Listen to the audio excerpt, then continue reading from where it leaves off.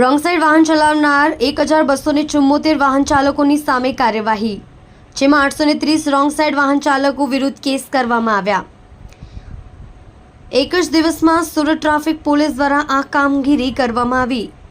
સૌથી વધુ Varachha main road ઉપરથી રોંગ સાઈડ વાહન ચલાવનાર દંડાયા। વાહન અકસ્માત અટકાવવા માટે રોંગ સાઈડ વાહન ચલાવનાર સામે સુરત ટ્રાફિક પોલીસની લાલ આંખ। રોંગ સાઈડ વાહન ચાલકોની શાન ઠેકાણે લાવવા સુરત શહેર પોલીસ કમિશનરે વિશેષ અભિયાન હાથ ધર્યું છે, જે અંતર્ગત 25 ટીમ બનાવવામાં આવી છે। ગત મહિને સુરત ટ્રાફિક પોલીસ દ્વારા 83 દિવસમાં 1767 લોકોને સમજાવવામાં આવ્યા હતા। તે ઉપરાંત રોંગ સાઈડ વાહન હંકારતા ઝડપાયેલા 4059 વાહન ચાલકો સામે લાલ આંખ કરી હતી। ઝડપાયેલા તમામ વાહન ચાલકોના ડ્રાઇવિંગ લાયસન્સ સસ્પેન્ડ કરવા આરટીઓને રિપોર્ટ કરવામાં આવ્યો હતો। ઉલ્લેખનીય છે કે ટ્રાફિક સિગ્નલના નવા નિયમો કડકાઈથી અમલવારી શરૂ કરવામાં આવી છે। કેટલાક વાહન ચાલકો સિગ્નલ ઉપર ઊભા નહીં રહેવું પડે, જેથી રોંગ સાઈડથી ઉપરથી નીકળી જાય છે।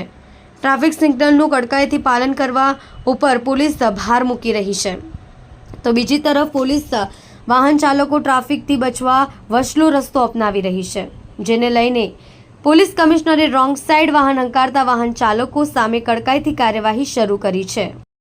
સાહેબ, ટ્રાફિક પોલીસ દ્વારા કંઈક મુહિમ ચાલુ કરવામાં આવી છે। સુરત શહેરના પોલીસ કમિશનર શ્રી અનુપમસિંહ ગેહલોત સરની સૂચનાથી આખા સુરત શહેરમાં જે રોંગ સાઈડ પર આવતા હોય તેવા લોકો તેમજ જે આડેધડ ગમે ત્યાં પાર્ક કરીને નો પાર્કિંગમાંથી જતા રહે તેના વિરુદ્ધ સુરત શહેરમાં ડ્રાઈવનું આયોજન કરવામાં આવેલ છે, જેમાં અમારા રિજિયન 3 વિસ્તારમાં ગઈકાલે જે અઠવા ગેટ તરફથી, વીઆર મોલ તરફથી, અનુરાધ તરફથી જે રોંગ સાઈડ પર આવતા હતા તેના વિરુદ્ધ સખતમાં સખત કાર્યવાહી કરવામાં આવેલી છે અને તમામને ઈ ચલણના માધ્યમથી ઈ મેમો આપવામાં આવેલી છે। તેમજ આજ રોજ અમે પણ આ રિજિયન 3 વિસ્તારમાં જેટલા મેઇન રોડ છે એના પર જે રોંગ સાઈડ આવતા હોય તથા નો પાર્કિંગમાં વાહનો રાખતા હોય તેના વિરુદ્ધમાં અમે ડ્રાઈવ રાખેલ છે અને અસરકારક કામગીરી કરી રહેલ છે।